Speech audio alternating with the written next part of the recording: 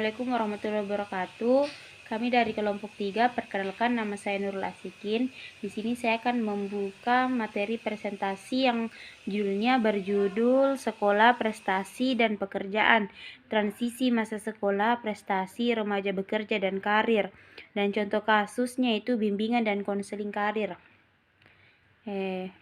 Transisi masa sekolah.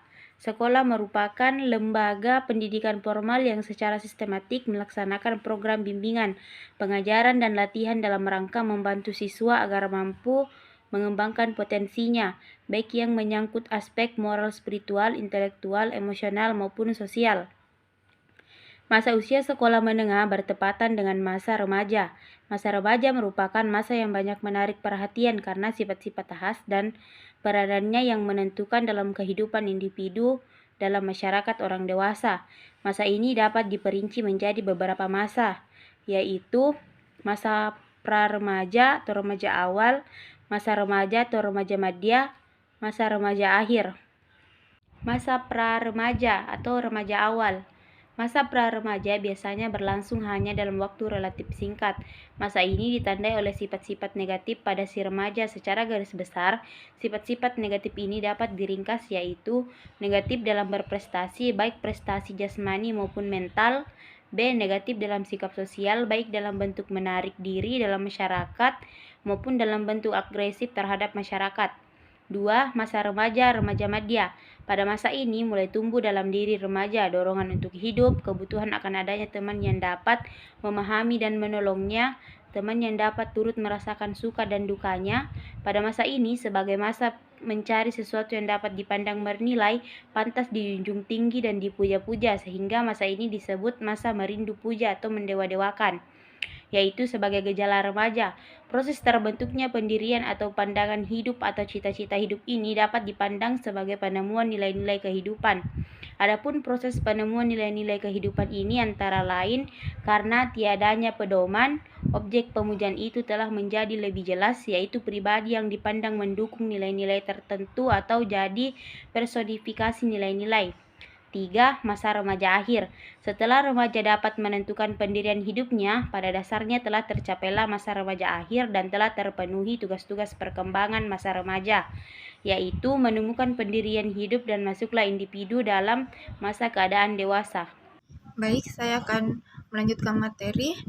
Jadi materi selanjutnya itu masa remaja merupakan masa peralihan antara masa kehidupan anak-anak dan masa kehidupan orang dewasa, di mana masa remaja sering dikenal dengan masa pencarian jati diri, disebut dengan ego identity, di mana masa remaja ditandai dengan sejumlah karakteristik penting, yaitu yang pertama mencapai hubungan yang matang dengan masa sebaya, dan kedua itu dapat menerima dan belajar peran sosial sebagai pria atau wanita dewasa yang dijunjung tinggi oleh masyarakat, dan yang ketiga itu menerima keadaan fisik dan mampu menggunakan secara efektif, dan keempat mencapai kemandirian emosional dari orang tua dan orang dewasa lainnya.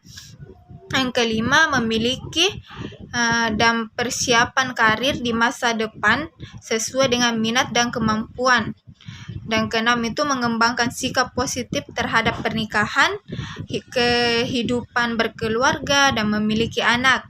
Dan yang ketujuh, mengembangkan keterampilan intelektual dan konsep-konsep yang diperlukan sebagai warga negara. Dan yang kedelapan itu mencapai tingkah laku yang bertanggung jawab secara sosial. Dan kesembilan, memperoleh perangkat nilai-nilai dan sistem etika sebagai pedoman dalam bertingkah laku. Dan terakhir itu yang ke-10, mengembangkan wawasan keagamaan dan meningkatkan religiusitas.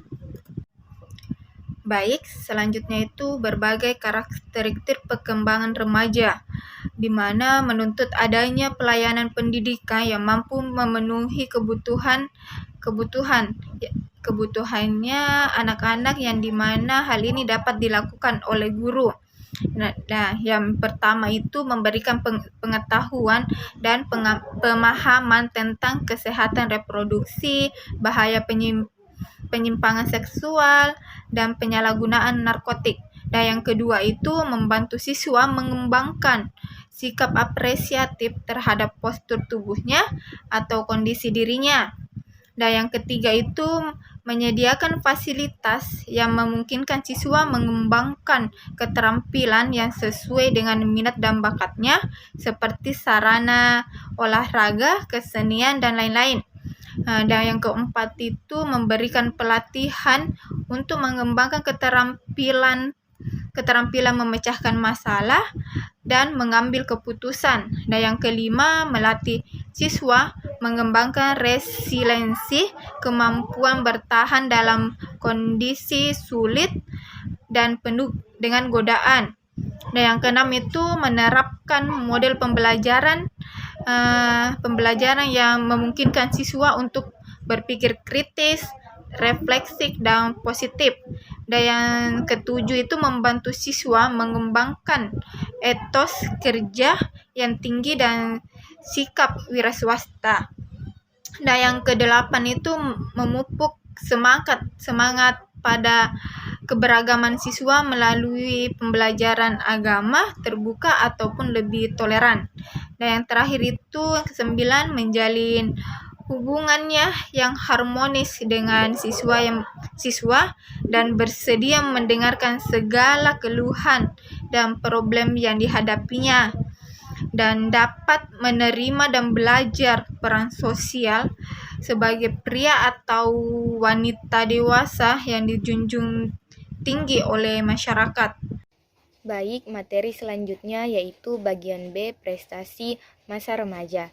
Prestasi yang baik dapat memberikan kepuasan pribadi dan ketenaran. Inilah sebabnya mengapa prestasi baik dalam olahraga, tugas-tugas sekolah, ataupun berbagai kegiatan sosial menjadi minat yang kuat sepanjang masa remaja.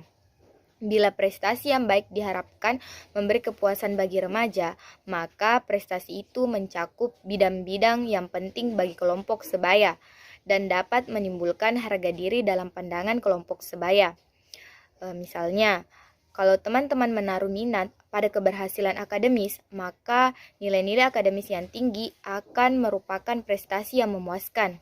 Tetapi sebaliknya, bila prestasi tidak dihubungkan dengan nilai akademis yang baik, melainkan dengan keberhasilan dalam atletik, maka prestasi akademis tidak memuaskan bagi remaja.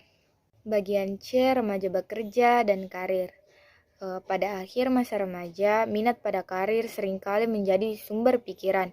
Seperti diterangkan oleh Thomas, bahwa pada saat remaja, belajar membedakan antara pilihan pekerjaan yang lebih disukai dan pekerjaan yang dicita-citakan.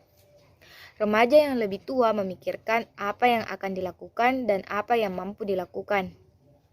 Semakin mereka mendengar dan membicarakan berbagai jenis pekerjaan, semakin ia kurang yakin mengenai apa yang akan dilakukan.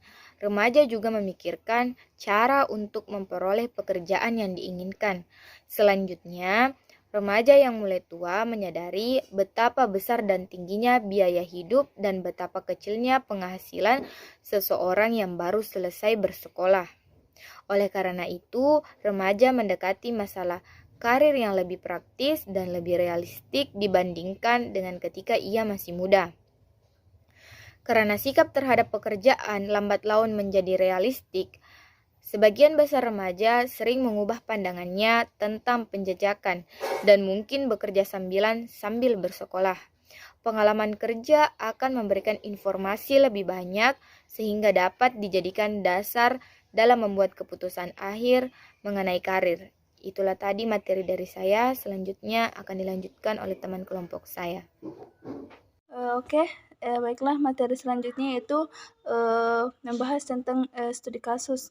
Contoh kasus yang diambil dari kelompok kami itu studi kasus bimbingan dan konseling karir bagi siswa prokrastinasi akademik.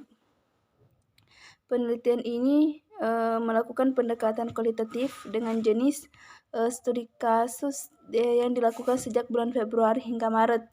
Objek penelitian ini adalah siswa kelas 11 IPS di SMA Boswa Bina Insani Kota Bogor dengan teknik observasi dan wawancara sesuai pedoman penelitian serta dokumentasi. Permasalahan bisa kita lihat di slide selanjutnya, itu BS ini adalah anak kedua dari 2 bersaudara. BS tinggal bersama ibunya saja. Ayahnya bekerja dan menetap di Batam yang pulangnya 1 bulan sekali. Sedangkan kakak tertuanya perempuan kuliah dan menetap di Malang. Dalam perencanaan karir, BS ini memilih jurusan yaitu manajemen bisnis.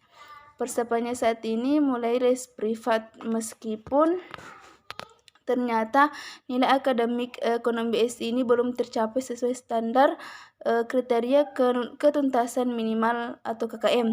Bukan hanya mata pelajaran ekonomi, tetapi hampir semua mata pelajaran BS ini belum tercapai dengan rincian angka nilai hasil belajar. Bisa kita lihat di slide, yaitu 43 untuk nilai PAI, 60 untuk nilai pendidikan kewarganegaraan, 50 untuk nilai bahasa Indonesia, 69 untuk nilai bahasa Inggris, 75 untuk nilai matematika, 61 untuk nilai geografi, 70 untuk nilai ekonomi, 63 untuk nilai sosiologi, 40 untuk nilai sejarah, dan 74 untuk nilai bahasa Arab. Hal ini menandakan bahwa BS ini menyenangi kebiasaannya menunda tugas dan belum matang akan perencanaan karir. Dengan begitu disimpulkan bahwa BS ini memiliki indikator prokrastinasi tinggi, yaitu sampai 75%. Slide selanjutnya yaitu penyelenggara sistem bimbingan konseling di SMA Boswa Bina Insani ini menerapkan panduan operasional penyelenggara bimbingan dan konseling atau disingkat POPBK. Umumnya tujuan bimbingan karir di SMA ini agar siswa mampu menentukan pilihan jurusan di perguruan tinggi sesuai dengan minat dan bakat serta kemampuan secara mandiri. Program bimbingan karir yang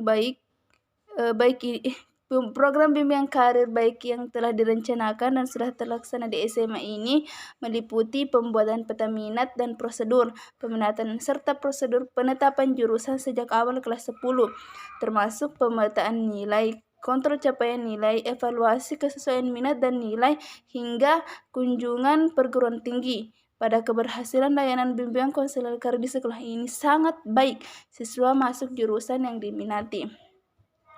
Slide selanjutnya itu kesimpulan. Berdasarkan hasil penelitian dapat disimpulkan sebagai berikut. Yang pertama itu bimbingan konseling karir ini cukup berhasil dan mengarahkan siswa pada peminatan karir sesuai potensi yang dimiliki. Akan tetapi perlu kita ingat bahwa berbeda guru bimbingan konseling, beda pula proses pendekatan dan penanganannya. Juga dengan berbagai macam karakteristik siswa ini mengantarkan guru bimbingan konseling ini dituntut untuk dapat lebih ideal dalam menangani dan mengarahkan siswa. Kemudian yang kedua yaitu tidak ada layanan bimbingan konseling karir khusus pada siswa kasus prokrastinasi akademik. Hanya saja guru bimbingan konseling di sini bekerja lebih intens berkoordinasi dengan siswa tersebut dalam konseling individual, karena mayoritas siswa yang merasa dirinya tidak bermasalah, sehingga mereka pikir tidak perlu mendapat perhatian lebih dari guru bimbingan konseling. Kemudian yang ketiga itu wawasan karir siswa prokrastinasi akademik ini masih dinilai terbatas, hanya fokus pada kesenangan minat untuk memilih jurusan di studi lanjut tanpa menganalisa nilai akademik pada tiap mata pelajaran yang masih tertunda, serta belum memiliki kematangan emosional secara merata. Sekian, itulah tadi persentase dari kelompok kami. Sekian, wassalamualaikum warahmatullahi wabarakatuh.